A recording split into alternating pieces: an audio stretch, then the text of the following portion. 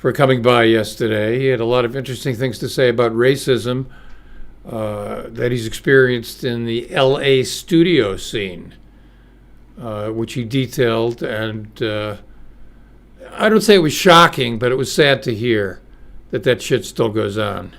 But jazz, music, it's just part of the culture we live in. Racism is part of the world that we live in here in the United States, and it has been for a long time. Is it going to change? I don't know. Today's program is not about that, though. Today's program is about jazz on film. Not the types of videos I've been posting here and creating, not documentary or performance, but fiction films. Since I was a young man, I've been watching these films. In fact, when I was 8, 9, 10 years old, I saw a couple of films about jazz musicians that really had an impact on me. One was The Five Pennies with Louis Armstrong, and the other one was The Glenn Miller Story, because my dad was a pianist in the big band era, so there was some familial stuff in that. And then, of course, I saw Louis Armstrong and the Ed Sullivan Show, blah, blah, blah. But these films have continued to come out as Hollywood has tried to incorporate jazz in some stories. So my guest today, Steve Provizer, is a writer. He's a musician, and he's written about jazz on film. He has some interesting things to say. We'll talk about that at length. I wish I could show clips from more of these films, but there are copyright issues. But instead, we're going to start out here with some trailers.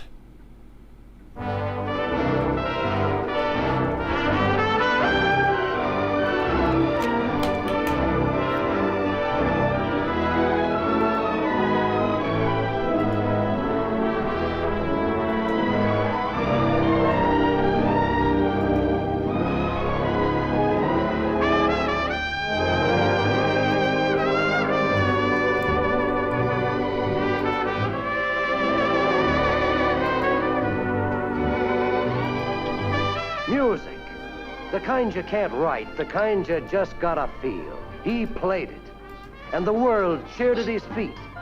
Listen.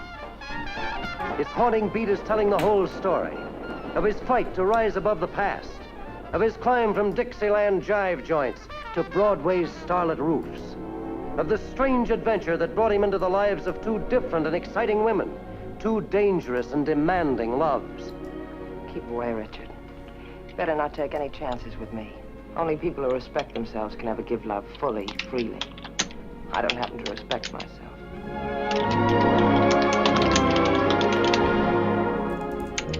It's all too wonderful.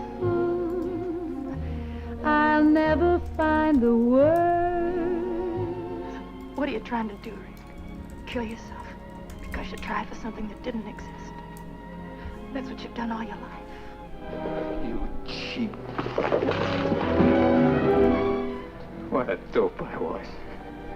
I thought you were class, like a real high note you hit once in a lifetime. That's because I couldn't understand what you were saying half the time. Well, you're like those carnival joints I used to work in. Big flash on the outside, but on the inside, nothing but filth.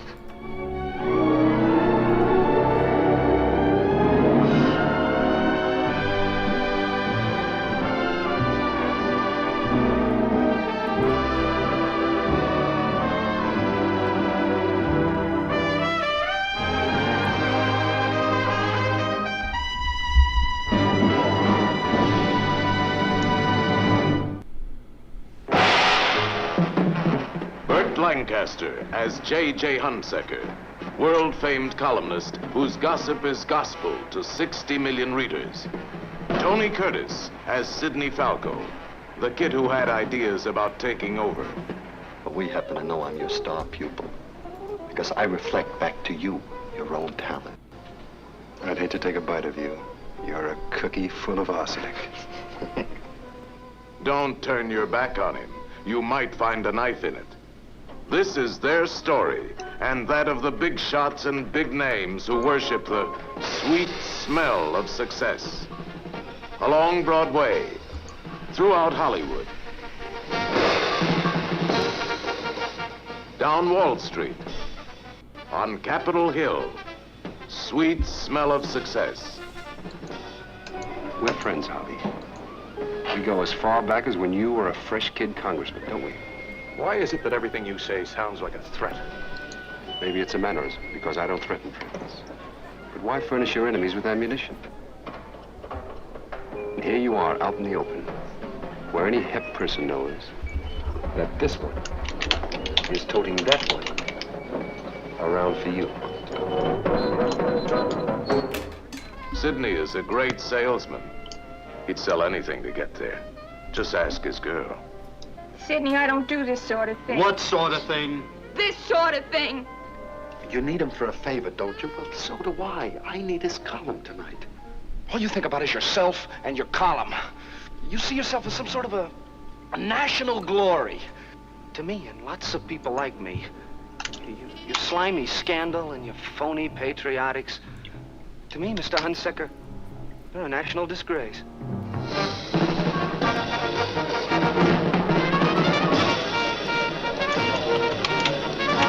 Burt Lancaster as the almighty J.J. Hunsaker. Tony Curtis as his man of all dirty work. Introducing Susan Harrison and the Chico Hamilton Quintet.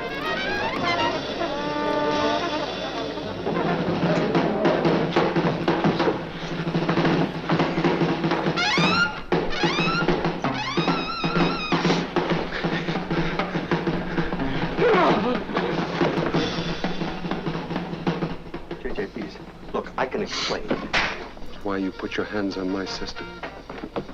J.J. I didn't do anything! Stop!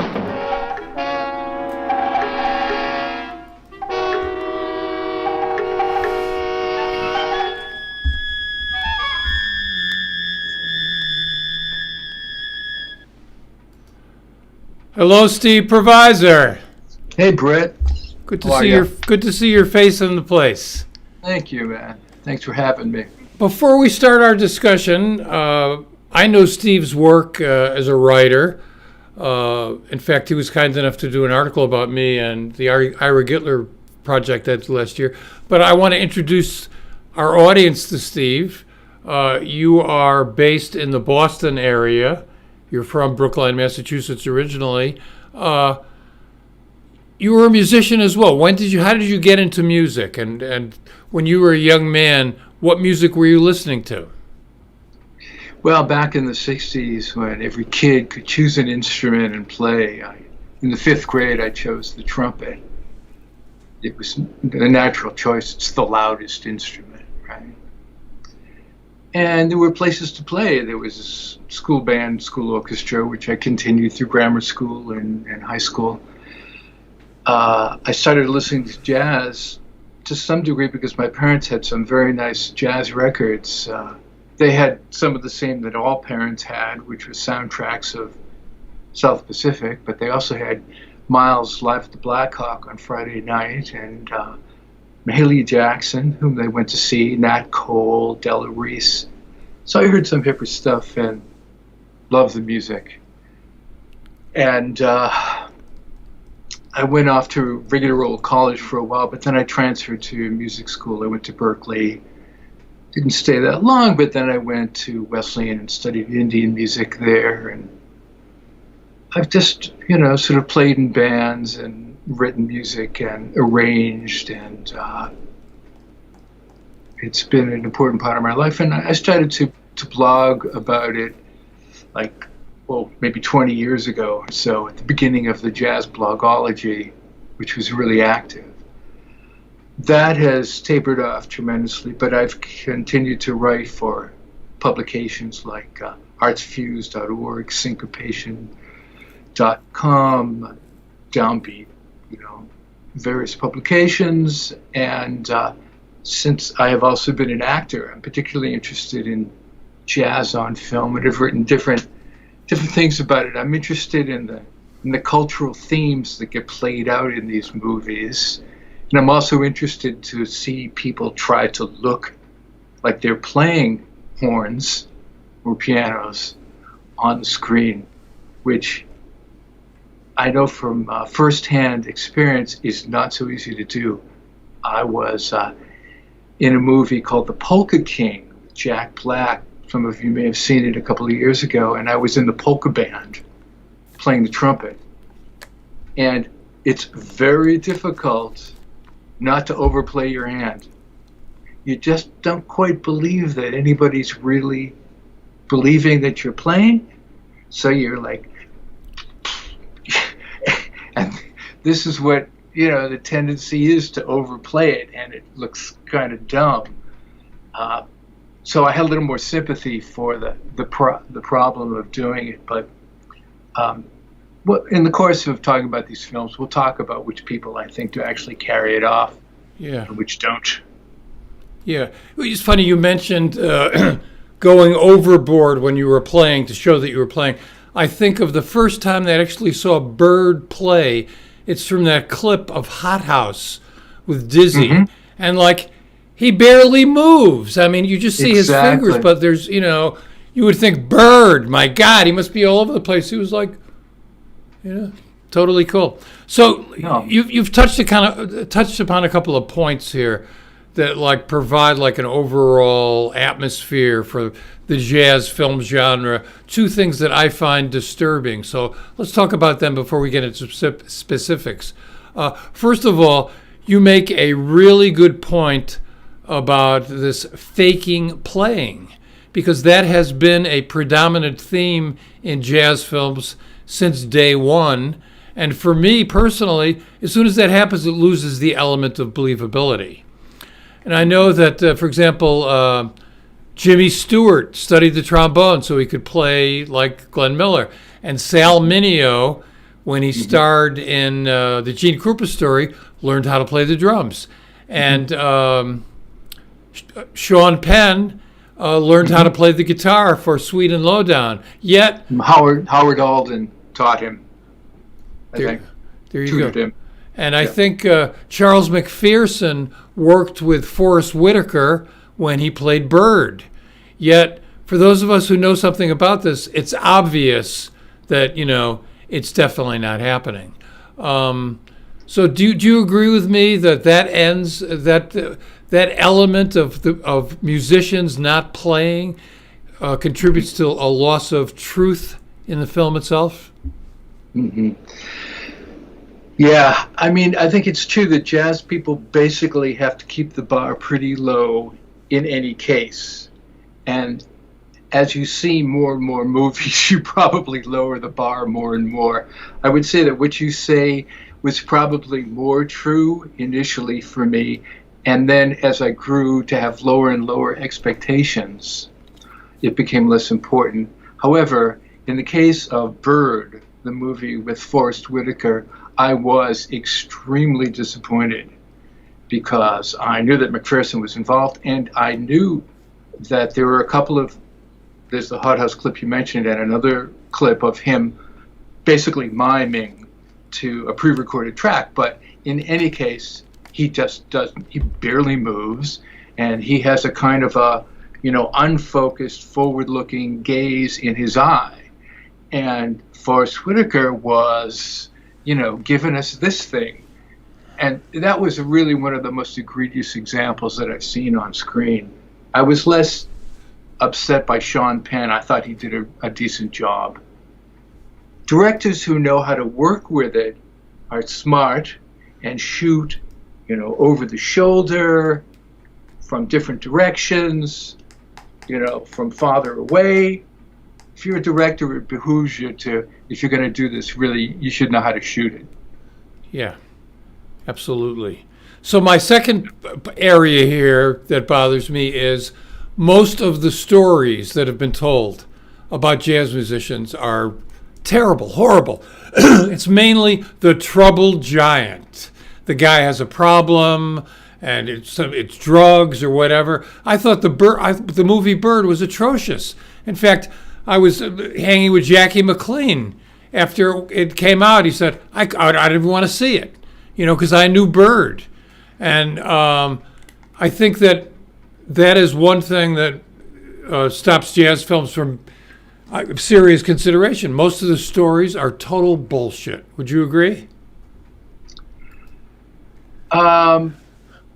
Yes, but again, this is a question of expectation, and it's a question of whether or not you knew the musician or how invested you were in thinking that you knew the musician. The more dynamic the story is, and films, in order not to be boring, have to be dynamic. They have to create tension and antagonism. The less likely they are to fall into, the sort of easy framework in which you imagine somebody's life. Now, of course, McLean, knew birds so well. In that situation, how, can you imagine that they would capture the existence of somebody who was a larger than life character in any case? Everybody has something, a shade, a gradation, a color to say about Bird's life. That's really not something that anybody is going to be satisfied with seeing on a screen, Yeah, absolutely. Yeah. The other thing is, but don't forget, that's a biopic. Yeah. And there's a difference between that and a fictionalized or semi-fictionalized character. Right. I mean, when I go to a movie, when I go to a play, it's drama, and the nature of drama is conflict. Or although it can be funny, it can be a comedy.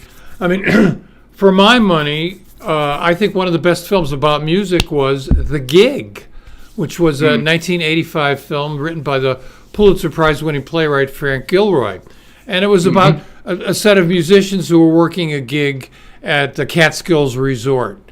And Warren Vacher was in the film, excellent trumpet player, and Cleavon Little, who did such a great job in Blazing Saddles. And, there's a real story there, but it didn't compromise the integrity of the musicians. It didn't make them seem like fools. But don't forget the story was really about amateurs trying to become professionals. That was the hook in the movie. These were guys who just loved the music and had been playing it for decades, but had never thought of themselves as musicians with a capital M. So, one of them convinced the others to take these professional gigs. So that in itself, sets up a dramatic situation. And then Cleavon Little comes in as a real professional bass player. Yeah.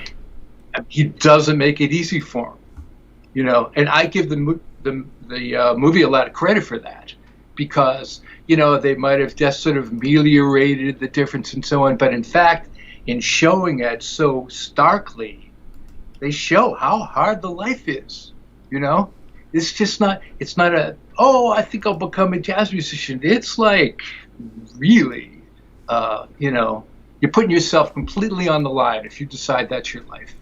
And that's a valid point to make in a movie, Yeah. Now, in terms of musicians being portrayed and musicians actually acting, I thought, I don't call Round Midnight a great film, but I thought it was really good. What were your thoughts on Round? Well, in case people have forgotten, we're a couple decades away from this.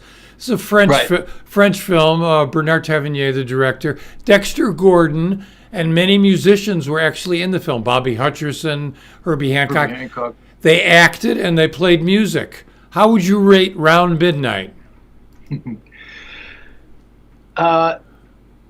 were things I like. I mean, he's a kind of an amalgam of, Bud and Lester. He's supposed to be kind of an amalgam of them. And I think Dexter does a fabulous job. But Tavernier's conception of the whole thing really is a kind of he has an overlay of a kind of a glossy romanticism about it, despite the fact that there's a lot of really gritty stuff going on in the movie.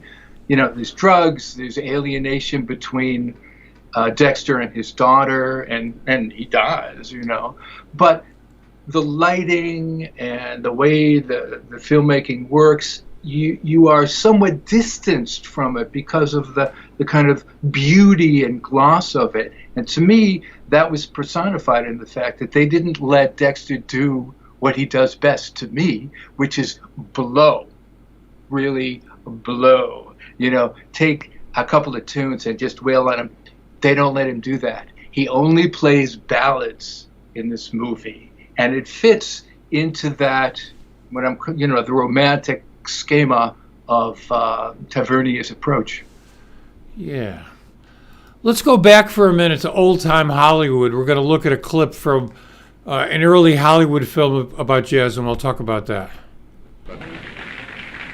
Sure on our way, Ron. Give them what they want, Satchmo. When they drove you men from New Orleans, they turned you into missionaries. Go to it, Satchmo. Convert the Philistines. But what about what we want, those roulette tables? Who ever heard of people dancing on roulette tables? Go on, give them what they want. So this is 1947 New Orleans, a film about a singing maid played by Billie Holiday and a musician, Louis Armstrong. Of course, the African-American musicians and characters are secondary to the story of the film. What's your take on New Orleans? It's a hard movie to like, because the protagonists are supposed to be these white people who are kind of negotiating owning a club and marriage and romance and all of this kind of stuff. And the real good stuff is the music. And of course, what you just played with Louis and Bigard and Uri and all those guys. Louis shows up in so many films, which was great. And I think the filmmakers thought, well, as long as we have Armstrong in there, everybody will believe, that there's a real jazz impulse behind this movie, Billie Holiday always had very bad things to say about playing the part of the maid, and said she would never do it again. It's not that she didn't like having the chance to perform in a film, but she just was really pissed off that the black women were relegated always to the roles of maids, and this is a perfect example of that. So, like a lot of movies of that era, it's just late 40s. There's some great music in it, but as a totality, it's a tough movie to like. Yeah. Well, another film from that period is Young Man with a Horn, which came from a novel by Dorothy Baker about the life of Bix Beiderbecke. We had Kirk Douglas as the trumpet player. Now, Hollywood, of course, changed it a bit. In the novel, the Hoagie Carmichael character was a Negro, and one of the singers that he was chasing, who were played in the film by Lauren Bacall and Doris Day, was a black woman as well. But the script was Hollywoodized, as was not uncommon in those days. Did you think the story of the film seemed real?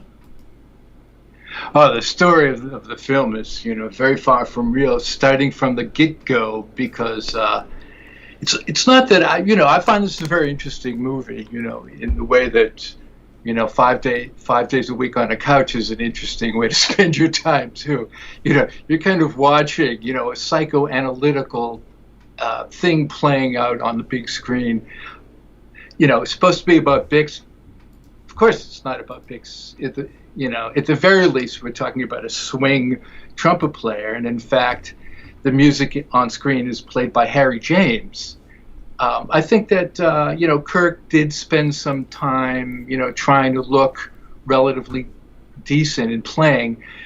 He has an elderly black mentor, which is another, great signifier in Hollywood films of this, illusion of some verification of the real jazz quality of it.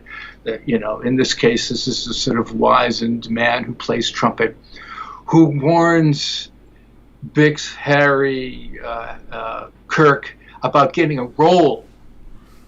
Beware the role, this will, bring you low. You will end up, lying in a gutter because you get a roll. Of course, he ends up in the gutter, but it's not because of any roll. As a trumpet player, I don't think any trumpet players out there are going to get real, hung up on this problem. Now, the issue about Hoagie being white and black is a little hard for me because I always like Hoagie in these movies. He plays a fabulous sidekick. He really knows how to play. He really wrote music. So his presence on screen is a little more, acceptable. And he looks good when he plays. And then he's a decent actor. Now, the plot, the romantic plot with Doris Day, the good girl, Lauren Bacall's the bad girl, and she plays Kirk for a complete sucker. At one point, she breaks all his 78s on the ground, and one will never forget the classic line, "You're all dirty and twisted inside," which was absolutely true. But, he then... It's the other weird thing about it, which is such a trope in the movies, is that he's searching for the note. The note, the lost, that will make him, that will complete him as a human being. This lost note idea is something that, Hollywood films love to pursue. It's the, the genuineness, the realness of it, which in this case is of jazz, which in this case is supposed to be personified by this lost note. And, to their credit, they do show him going down into the gutter and being an alcoholic. Of course, he is resurrected by Hoagie and by the good girl.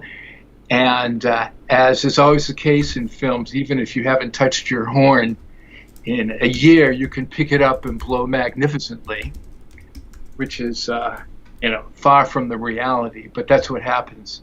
So I think it's a really entertaining movie.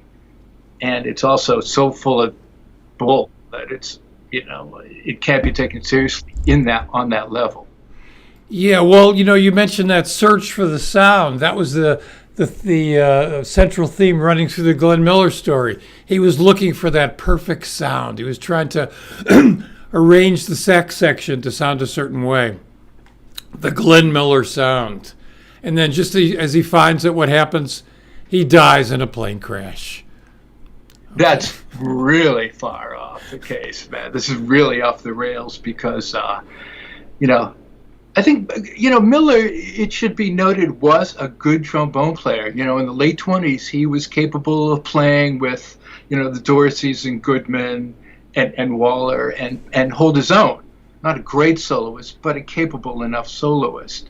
But he was also an entrepreneur. He was also a guy who was much more straight ahead and a guy with a vision that he wanted to fulfill. And one of the ways that he did that was to get good arrangers. And predominantly the arranger that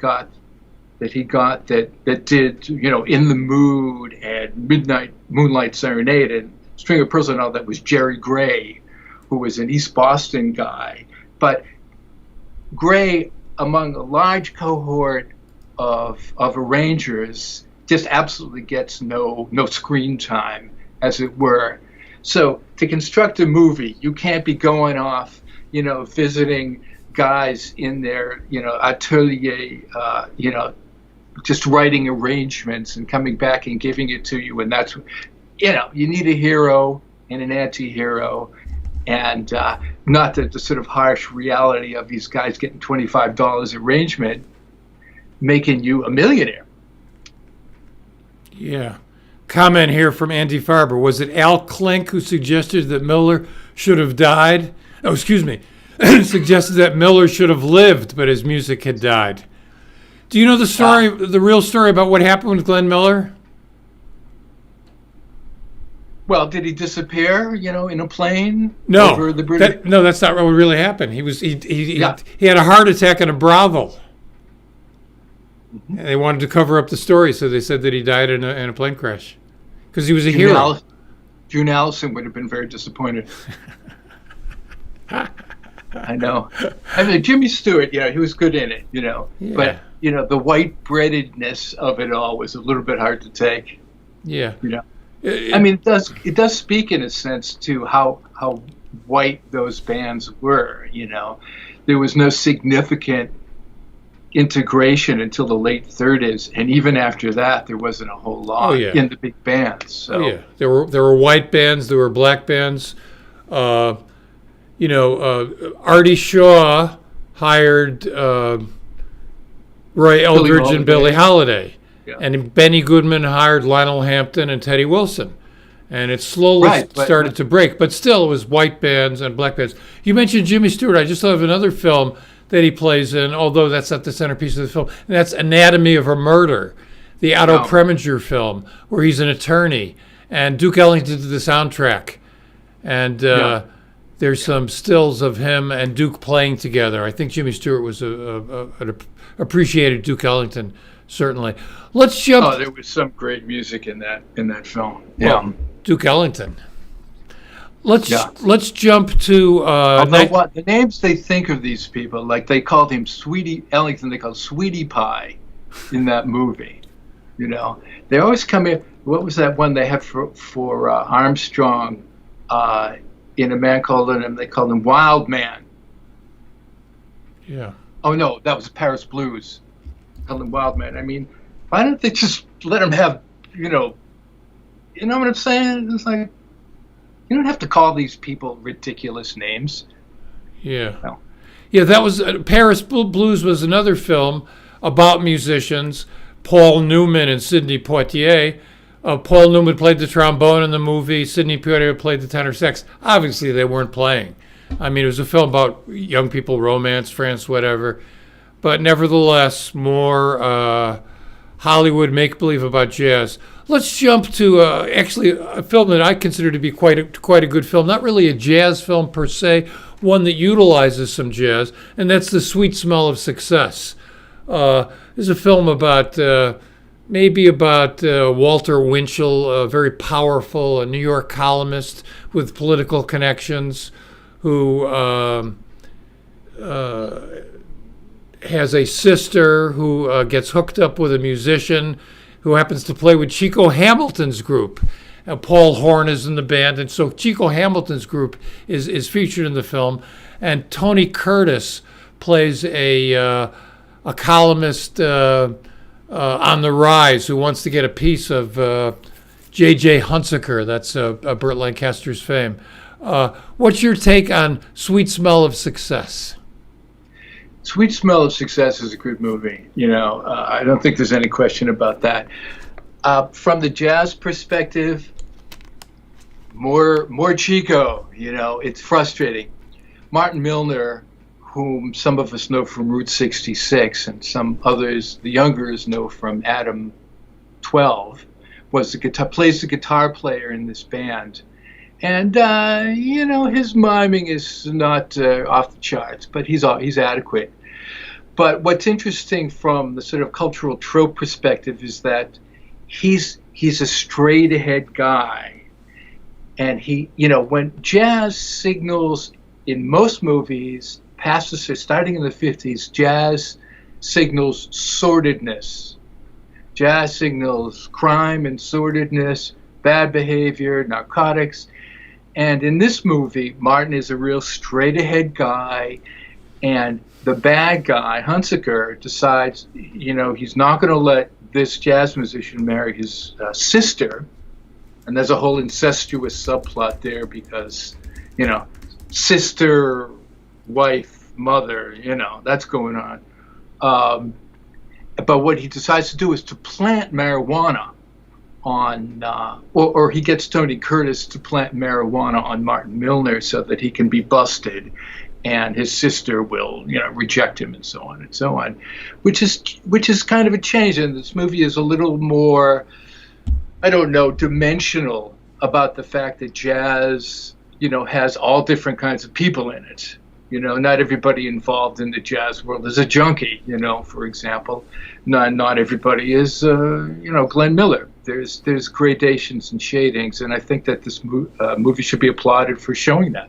And there's a lot of bad cop behavior in this movie, which rings very realistic. Yeah, for sure. Yeah, I highly recommend Sweet Smell of Success. It definitely holds up. Let's jump a few years onward there to a film that when I first saw it in 1966, the ending of the film, I was like just staring at the screen. I'm talking about A Man Called Adam with Sammy Davis Jr. Some great people associated with this film. I mean, the actors included Cicely Tyson in her first role, Ossie Davis, Louis Armstrong did some acting as well. Nat Adderley did the music, played the cornet. Benny Carter wrote some of the music. Kai Winding was in the band. And it was a film, Mel Torme and a Frank Sinatra as Frank Sinatra Jr., as Sammy Davis Jr.'s protege. So some seriously good intentions with this film, which was directed by Leo Penn, who happened to be Sean Penn's father.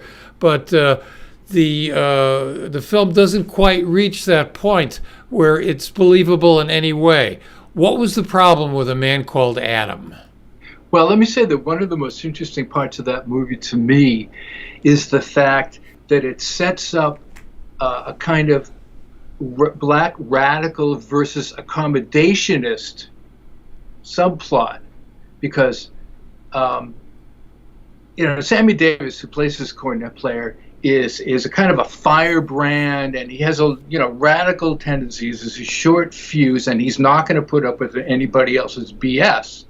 Cicely Tyson works for a civil rights organization and is trying to get him to chill out. And, there's a lot of back and forth between them, where they get together and not get together. And when they finally do get together and he kind of buys into her thing, they set it up in the plot where this friend of Sammy's is, I forget if he's getting beaten up. Yeah, he's getting beaten up, and he doesn't act on it. Sammy doesn't do anything about it. And so the movie is kind of saying, wow, this kind of too bad. It's just, this guy has lost something in becoming more accommodationist. He's not the same loyal character. So I thought tabloid-esque qualities to it. Like there's a scene, Peter Lawford plays his booking agent, and it's Sammy Adam in the film has sworn off playing in the South, and when things turn bad, he has to go back, and he literally gets on the floor and he begs, Manny, I'm begging you. He's like crawling for a gig, and Peter Lawford is like, oh, okay, you got the gig, but you better not fuck up this time. This is your last chance. And then of course he does fuck up, and of course the last scene where he tries to hit that high note and he dies. After that, as he's lying on the ground, Frank Sinatra Jr. comes over and takes his mouthpiece. Well, first he smashes Adam smashes the trumpet when he can't hit stuff before he collapses on the floor. He's like banging the trumpet against the music stand. That last note again, yeah. So he's on the ground. He collapses.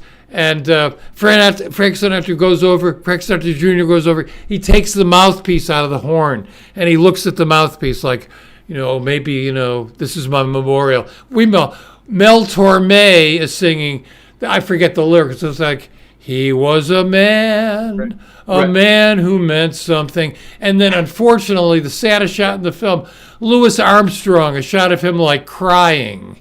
And, we don't need that, come on. But, it was on TCM. Eternal Classic Movies had a Jazz on Film festival a couple of weeks ago. And they showed a really nice print. I hadn't seen one that good in a long time. And it's just, interesting to watch. A Man Called Adam. It looks good. Beautiful black and white. Yeah. Good-looking movie. Yeah. Let's jump to Mo Better Blues, the Spike Lee film. I forget. Do you remember the year that came out? Somewhere in the late 80s? It's 1990. Okay.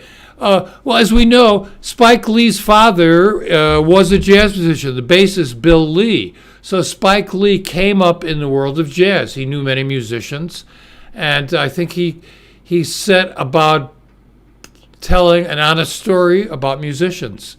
And the musicians who were involved in the film, like Jeff Watts, did some acting. Certainly the level of music was in there. But from my perspective, once again, we got a story about a guy who can't get it together. In this case, Denzel Washington. He's the, what was his name? Blake? I forget the name of the character. I forget too. Okay, I didn't do my homework here. I apologize. But he had these two different women that he was pursuing, and that was kind of like what drove the story forward. The drama of he's trying to get it together and his music is trying to get it together. And honestly, that's all I really remember about the film. What are your thoughts on Mo Better Blues? Well, I think that what Spike Lee is doing in that movie is really trying to work out what is a man supposed to do? What really means that a man is a man? Because if you remember from the beginning, that the first scenes are of Denzel as a little kid in his house, and he wants to go out and play baseball, but his mother says, no, you have to stay in and practice. And he says, oh, it's sissy stuff. And in fact, this whole business about what constitutes being a, quote, real man is something that plays out. Ding, ding, ding. Yeah, sorry about that. It plays out in this movie because it's about how is Denzel supposed to treat his friends? What does loyalty mean? How honest is he or dishonest? Who is he supposed to be honest with, or who does he not have to be honest with? And what will lead you to eventually finding some peace or salvation in the face of this changing notion of what man is. So to me, that was a more sort of what I paid attention to in this movie than the shots of the music. Terrence Blanchard played the trumpet, so that sounded good. And Spike shot it pretty well because it was pretty much in darkness on stage, and you could not see really what Denzel looked like when he was playing very well, which is a good strategy, I think. So it's not something that had to be in the jazz milieu to have happened, but that's the one he chose to work out these themes. Anyway, that's how I see it. Well, how did you feel about the music in the film? Just like Jeff Watts and people like that acting and playing. Was that believable? Yeah, as I said, I mean, the music that I remember that was shot on stage was very low light with just a few, harder lights, but colored. And so you didn't really have to, get into that kind of analysis with the music. The music sounded good. So I didn't have to really relate it too much to how they did it on screen. Yeah. Because it was hard to see what they were doing. Yeah, I mean, my memory of it anyway. Yeah, it's interesting. This is a personal confession, so to speak. I can usually go to any film for a couple hours and sit there and get something from it. But most of the time, it's like fast food. After I leave the theater, I forget about it. And like Mo Better Blues, I enjoyed it while I watched it. I really can't remember anything at all about it. It just didn't really stay with me. Yeah, you don't really want to see it again necessarily, That was my response. Yeah. Now we're going to go to some contemporary films here.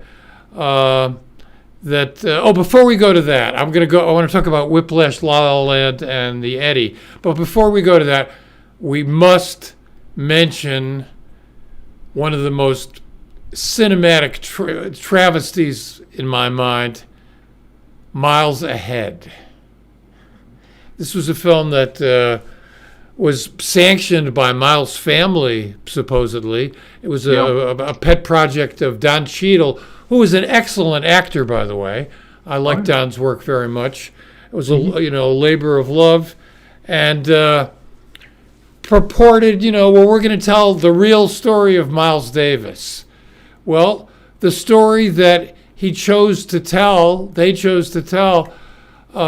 was perhaps part of Miles's character. He was a very violent, abusive guy. We know that. But there was a lot more to Miles Davis than that. What are your thoughts on Miles ahead? Well, I think one of the difficulties of portraying the importance of someone like Miles is the importance of Miles was less in who he was than what he did with the music. And that does not make a movie.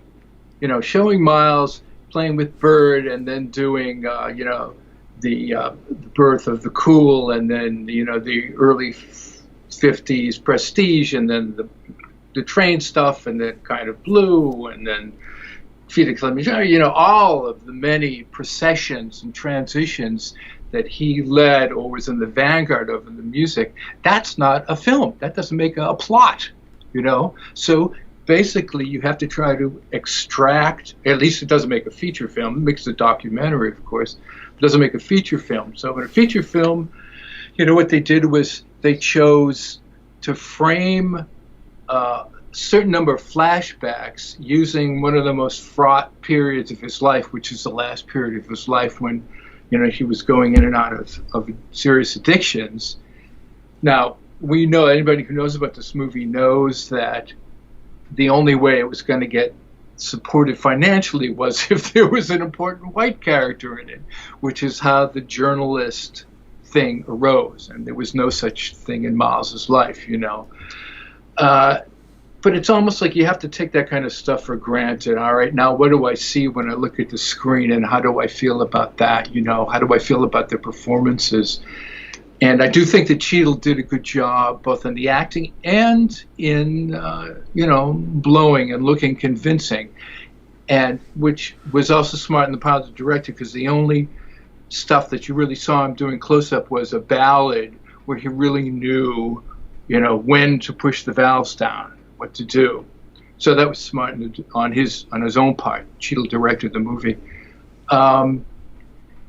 The idea of going in and out of, dormitory rooms to score dope and all of this, it's a cheap thing. It's cheap. It's and it would seem in one way to simply demean the importance of someone like Miles. But again, how do you do a movie about this man who was, as you said, a violent and, often dislikable and profane character, also often likable, and and so on.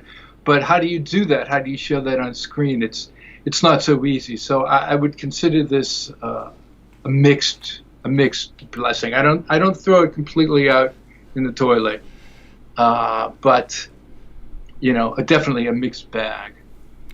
When I first got to New York in the late 60s, I had been a jazz fan since I was 10 years old. It was really the first time I got to go behind the scenes, so to speak, and hang out with musicians. Particularly the kitchen at the Vanguard. I had known these musicians, I had listened to them, and this was the first time that I'd got a glimpse into who they were as people. And what I saw was a lot of love between the musicians, the way they communicated, and a lot of humor, a lot of joy. And I'm sorry, man, I have never seen a film about jazz that captured anything like that. Now, we know that drama is about conflict. That's what drives drama. Nevertheless, those elements of who jazz musicians really are, it's a ridiculous oversimplification because everyone's different. But I can say that there's a certain unique communication between musicians, verbal and nonverbal, a sense of humor that exists in the way that they see life and they see the world. And I've just never seen that in a film. I wish we could. Well, I've seen flashes of it in a lot of films. I think it was there in More Better. It was there sometimes in Miles Ahead. It was there in Bird sometimes. You saw sometimes love and humor, and in Round Midnight. Does it dominate? Is that what you walk away with? No. but that element I have seen, sporadically in a lot of movies. Well, I'd like to see more. Okay, we're going to close out here with 3 recent films directed by, I hope I'm pronouncing his name correctly, Damien Chazelle. Is that right? Yep. And he came on like gangbusters with Whiplash, a somewhat controversial film. It was an Academy Award-winning film, and it purported to tell the story of a musician who was learning to play, who had a very, very difficult instructor that made his life pretty difficult. And a lot of people in the music world, especially in jazz education, hated this film. They said, that's impossible. That could never really happen. No, that's not what it's like. What was your take on Whiplash? You know what? I couldn't get myself to watch it. I had just, I'd read so much about it and I'd heard so many comments about it. And, maybe if it had been about a trumpet player, I would have done it. But I didn't even think that I could relate that well to him because he was, on the drums. But I would just say that, well, listen, I'll save my comments about Chazelle when we get into his other stuff. Because I didn't see that movie. Okay. Well, I like the movie. I was able to separate the reality of music education, which I've been involved in, and I think it's an important thing. I was able to separate that. But just from the standpoint of a drama, a conflict between 2 characters that gets resolved, I thought, I like the film because of that. Now, then after that, he jumped in with La La Land, mm-hmm. A real Hollywood film. Yeah. Ryan Gosling and Emma Stone and dancing and was it really a jazz film? Well, it was definitely a kind of it portrayed the kind of ambiguous attitude that you see about jazz in a lot of, let's say, Gen X literature or online stuff, where they're not, there's a lot of quotation marks around everything that anybody says about jazz. It's the subject of a certain number of snide jokes. Sometimes there's a grudging respect for it, but it's a very ambivalent attitude about jazz, and I definitely saw that in La La Land. I don't think there's anything wrong with having dancing and sort of umbrellas of Cherbourg color and stuff in a movie about jazz, but the specific stuff about jazz was really ambivalent on the part of Chazelle, and I saw that also in the Eddy, in the television program. And I'll tell you, I think the man has a really, he's wrestling with his relationship to jazz, because in the Eddy especially, the music is pretty good. It's marginally jazz, but it's incredibly slick. It's incredibly well and highly produced. And what he's trying to portray to you on screen is that this is the way it is. This is real. We're shooting live. And they made a big deal of saying we're shooting live in a nightclub on this stage. And I'm telling you, it's highly processed sound, audio. But when he goes into other scenes in the movie where he's showing you people making some Brazilian music in a coffee house or doing some hip-hop R&B in the cement, room in a tenement, it is raw. It is unfiltered. It is, it does sound real and right. But it's like he won't let that happen with jazz. He's not really willing to let you actually see it as it actually exists. He has to say it's real, but it's not really real. You understand what I'm saying? And so that's the kind of ambivalence that I get from Chazelle, which is maybe the reason that he keeps making movies that have jazz as a subtext or a text in it.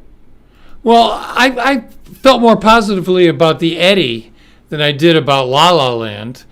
I mean, it's an entirely different situation, different characters, whatever. But I found myself more absorbed in that. La La Land was fantasy for me. Didn't work for me in any way. What's your take on the Eddy? Well, I'm talking about the Eddy. You know, in terms of, he only directed the first two, actually. And then a whole bunch of other directors directed this, but he set the tone for it. I mean, it's basically the old story of, you know, how do we keep the jazz club going against this violent and criminal element that wants to take it away from us?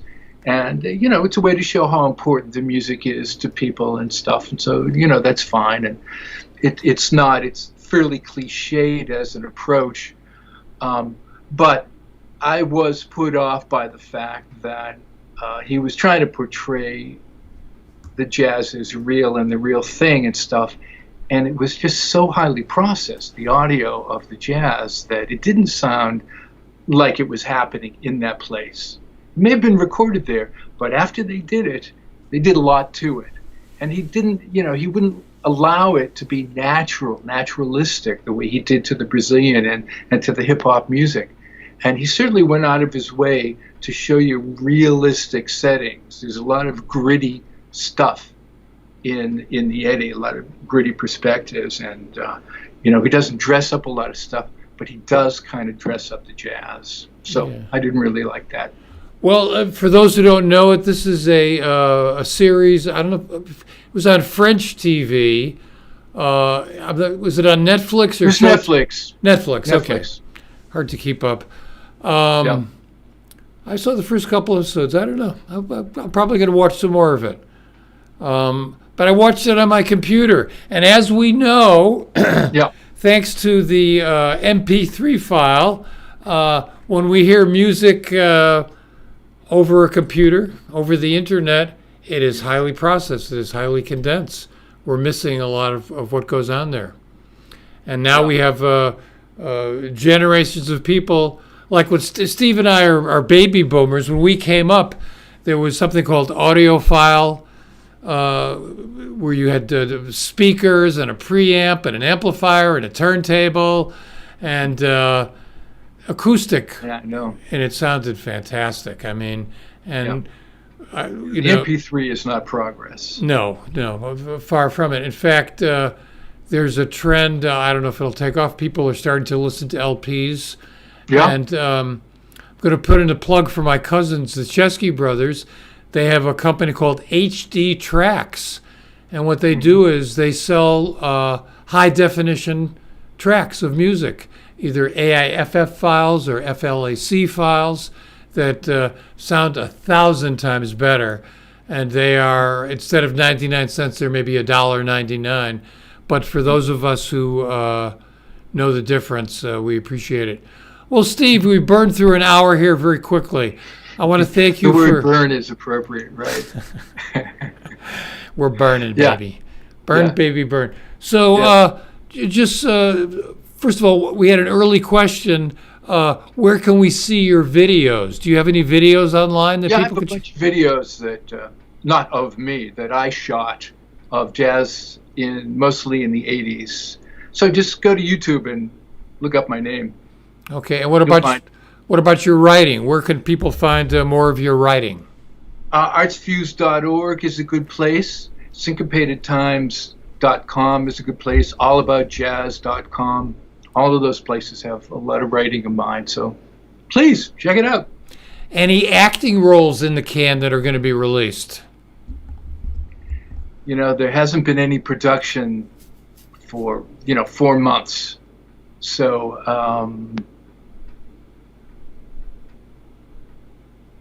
no. Well, hopefully in the future there will be more. Maybe you'll let me come on and plug it if there is. Yes, you're a welcome guest anytime you want. We'd be welcome to have you. So that's it for today, folks. I'm going to be taking a little bit of time off here from doing the daily or 3-time-a-week show here. I'm trying to produce a much better quality show, technically and content-wise, and I'm finding I need more time to do that. So I'm going back to the lab to rethink this. The next couple of weeks, I'll be running excerpts from previous broadcasts of Jazz Video Guy Live. These things are about an hour long. The average viewing time is about 10 minutes. Most people don't get to see a lot of things that happen in this program. So I'm going to be cutting up the content into easily digestible clips. which I think will bring more people. And I'll be back again in a few weeks with more Jazz Video Guy Live. Once again, 1,000 thank yous to Steve. And please, everyone, stay healthy, stay safe.